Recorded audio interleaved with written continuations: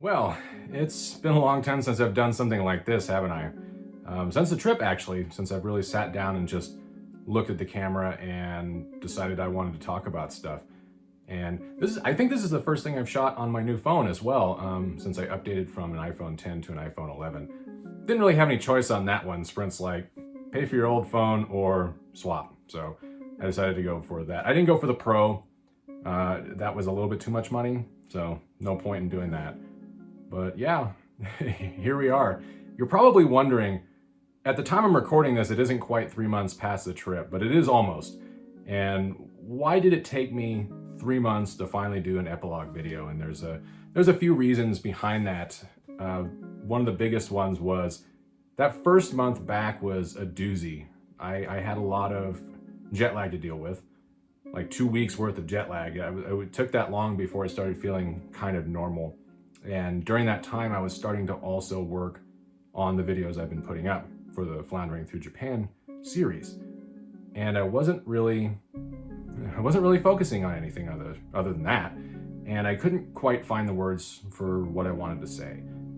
And the longer it took to get past that point, the longer it took to just get around to it. And as I started working on other videos and trying to cobble together what I can, because it turned out to be slightly more difficult since I didn't really shoot enough. And some of the stuff I shot with my friend's GoPro didn't turn out so hot because it was an older model of that. I was more worried about that. And the longer it took to get around to the epilogue and to do a final sit down and just discuss the trip, it didn't seem like it was going to happen until just recently, where I was like, all right, I'm almost done with this series. Also, I can't believe I have like 12 videos almost. I don't know what it's going to turn out to be in the end because I'm working on one right now.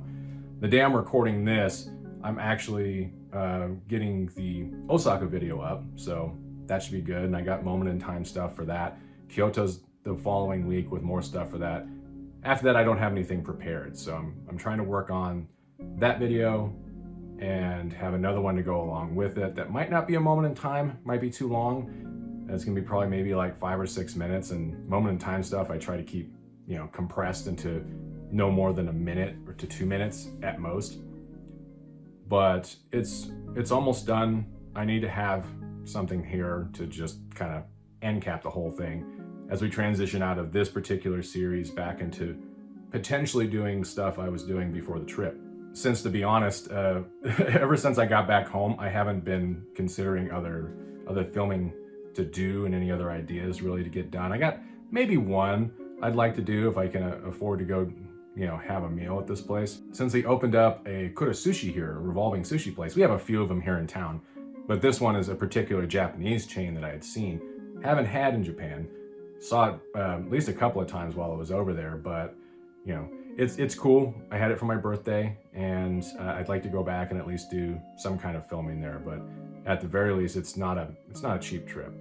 We'll see. But certainly with this series ending now, and not really having a whole lot of ideas, and also just watching the result of this series in terms of views and in terms of engagement, and even amongst people I know and people that were happy I was taking the trip, it's been weird.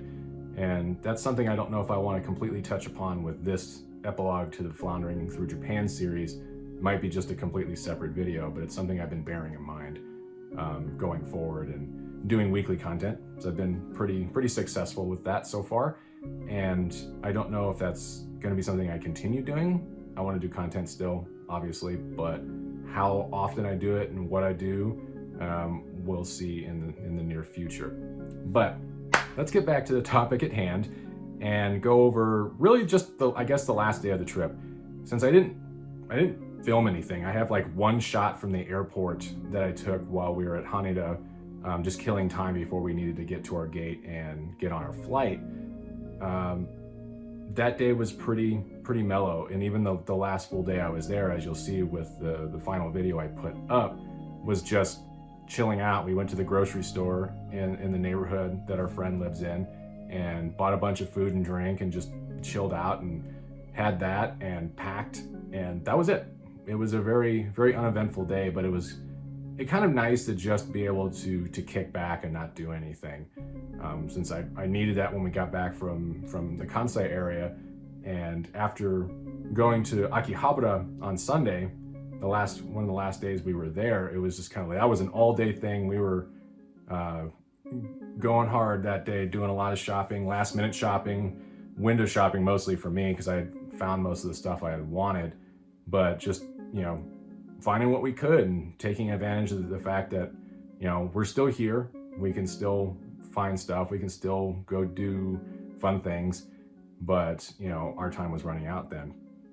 So the day we left really was just getting up and having breakfast and making sure we were still completely packed. My buddy Chris had a few packages he needed to get set up and sent back to himself. He wasn't sending them that day. We didn't make it back. I was hoping to go to a Japanese post office and see how that works. We never did get around to doing that.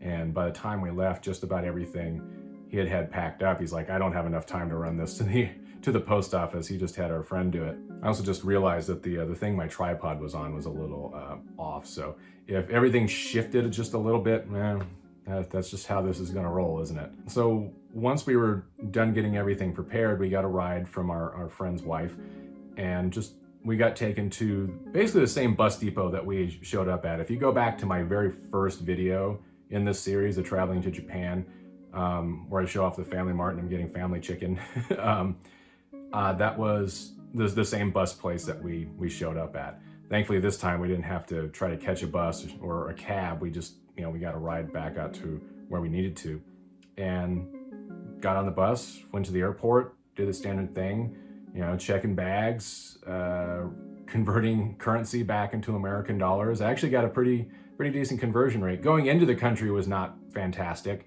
but leaving, I think I made a few bucks once again, and left with, I think about $900 out of what I had. I spent more this trip. I think I spent like $2,300 or something like that.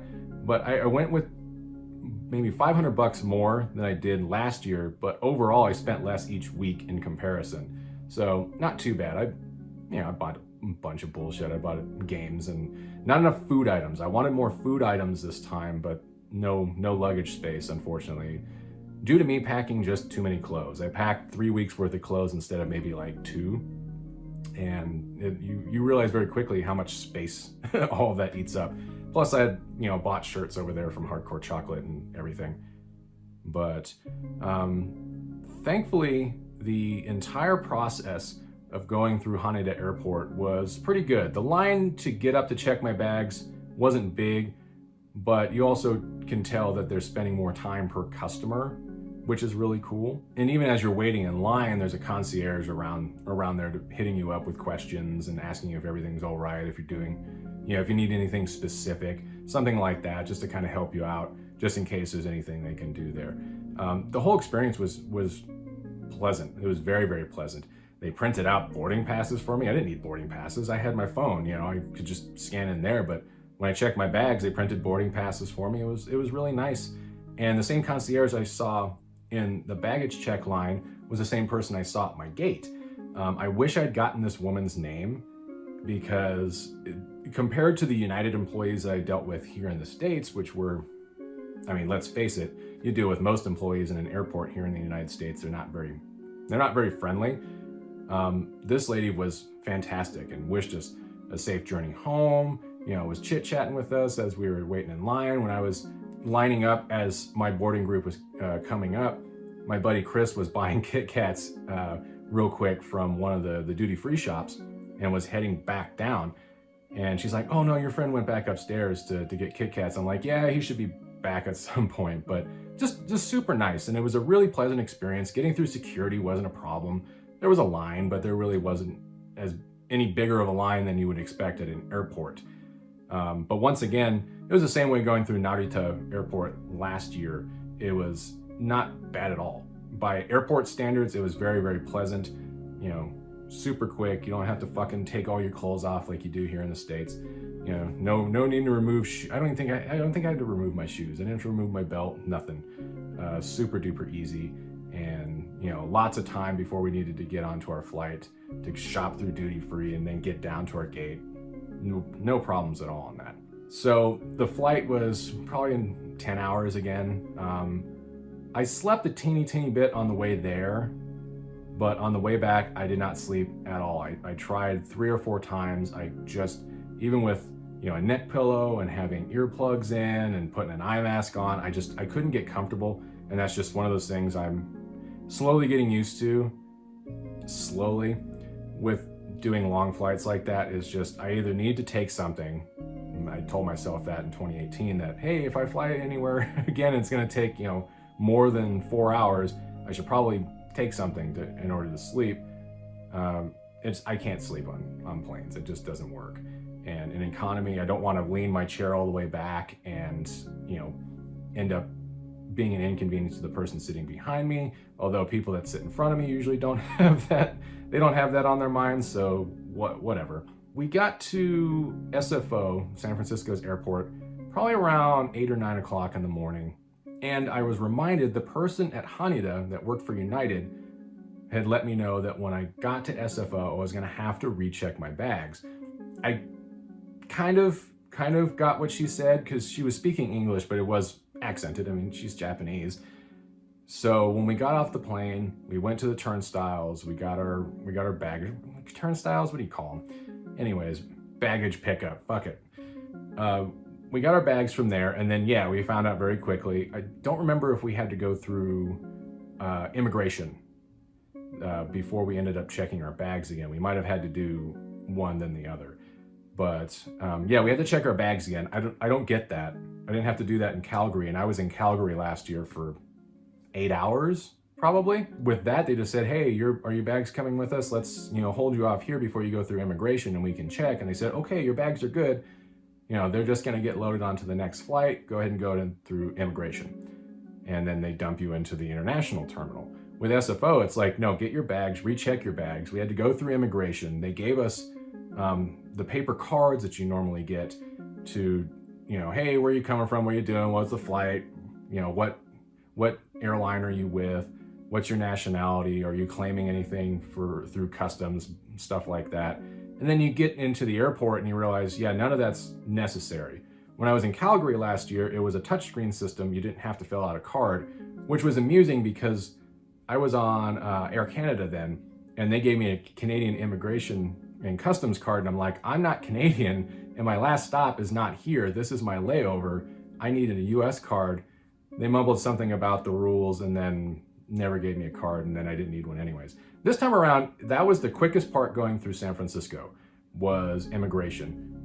Once you got up to the counter, it was a pretty long line because I think it was our flight. There might have been another flight from Japan, and then there was a flight from Singapore that had come in. So there's a shitload of people, lots of people for maybe like, I don't know, 6 to 8 counters to deal with. They had a bunch of them and they weren't in use, and I'm like, where is everybody? But that's like going through security here sometimes, where they have like 3 or 4 lines, and it's like, you have a bunch of these, open them all up for fuck's sakes and let us through. This would be a much quicker thing if we just, anyways. So we get through there, we recheck our bags, and then we're walking along and we realize, well, there's another big line right there. What is that? It was security. Again, even though we went through security at Haneda to get onto the flight bound for America, we had to then go through security again. And it wasn't like a separate, here's just for you guys coming in, it's a quick thing. It's going through security one more time. And this time doing the standard thing, which is take off your shoes, take off your belt, take any metal out of your pockets, take shit out of your bags.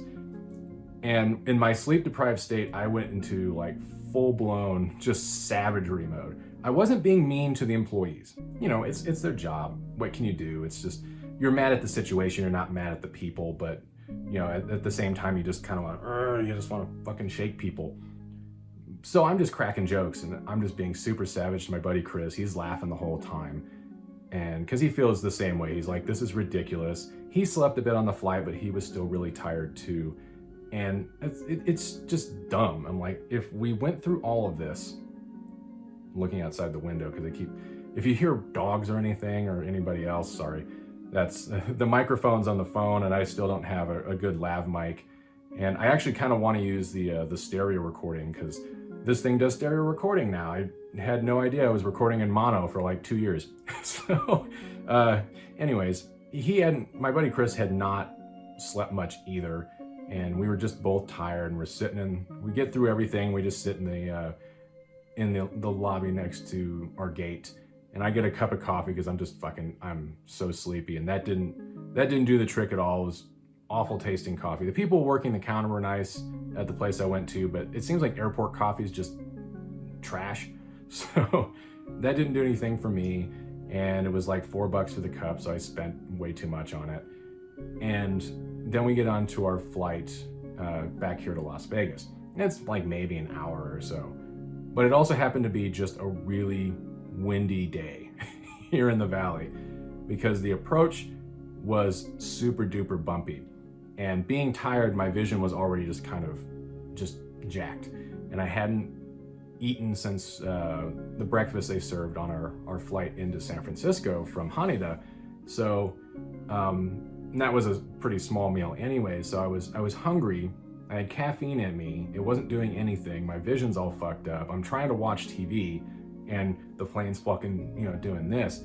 And like the last 20 minutes of that flight, I'm like, I really hope I don't blow chunks right now, because that was like the only other time I've had a flight where I'm like, I think I'm gonna be sick, was earlier this year, I believe, flying out of Denver, flying out of the airport there.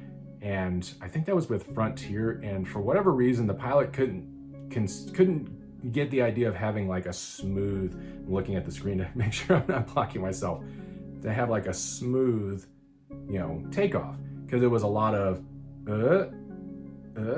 kind of this as he's gaining altitude, and I'm just like, oh no, it's like, I hope I don't get sick all over myself, because there might be, it seems like 3 times out of 10 there's no sick bag, there's nothing for barf in the seat pocket in front of me.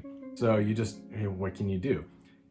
And by the time we got to the ground, I knew I was hungry, I knew I wanted to eat, but I was like, I'm way too tired. And now with that ride, I was just still nauseous. Even after we got on the ground, I'm just like, there's number 3. It's like, you get back on the ground, I still was like, if I run or if I do anything really, with too much motion, too much moving around, I'm gonna fucking Ralph. So our plan was to go get lunch after we landed, and I'm like, I'm done. I'm ready to go home. It's not, my house is not terribly far from the airport. Go ahead and just drop me off, and that's it. We were gonna go to the local British pub that we have out here, Crown and Anchor. I could probably film something there too. I haven't been there in a long time, honestly. But they ended up doing something different. I came home, and oddly enough, when I got home, by the time I got here, I think it was like 2:45 p.m. It was 45 minutes before I left Japan on the same day. So yay, time changes. So I was just exhausted, and it was the middle of the day, and I was like, I can't stay up.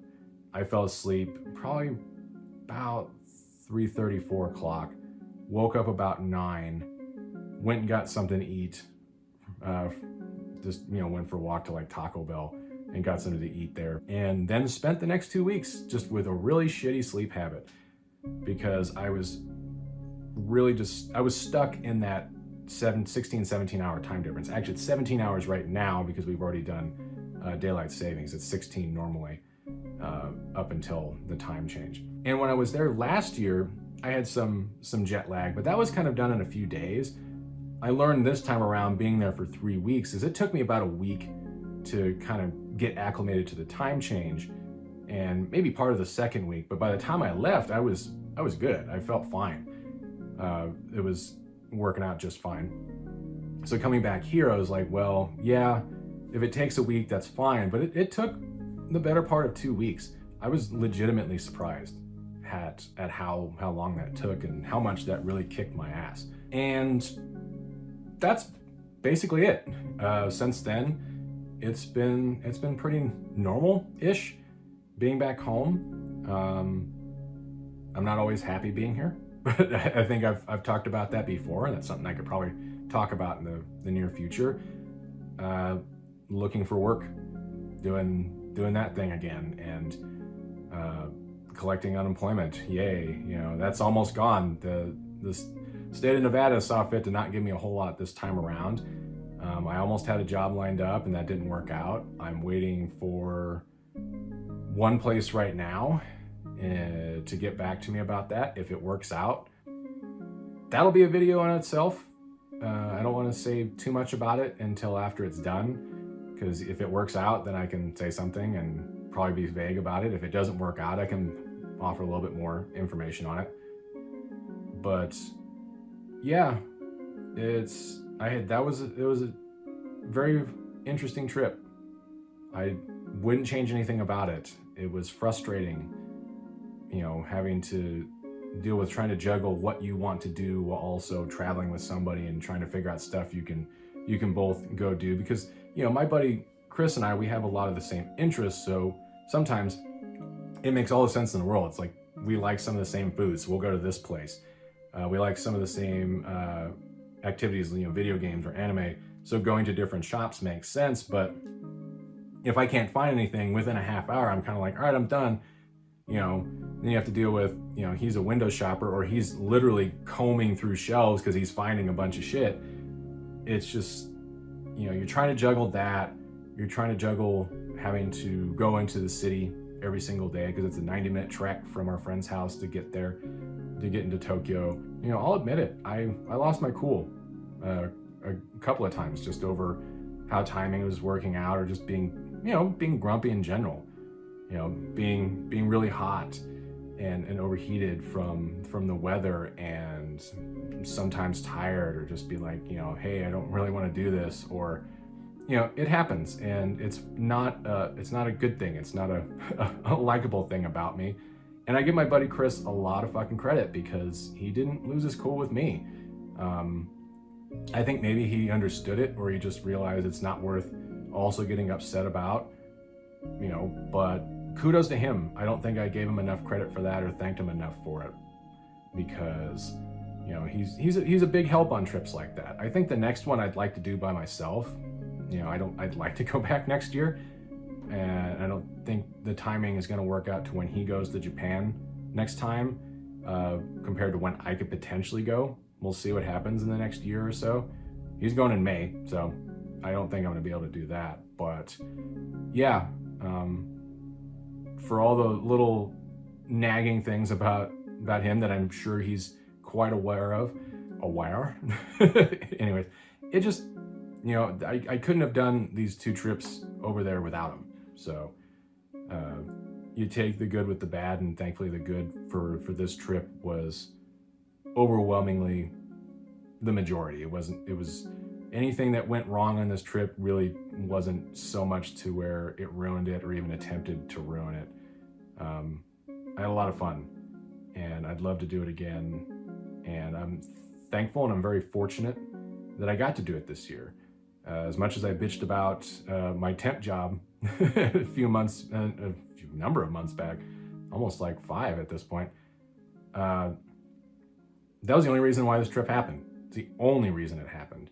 So I made enough money to sock away in the bank and to save up for it, and to go have fun. And it's one of those things I have to kind of bear in mind when things get bad, because they have been lately.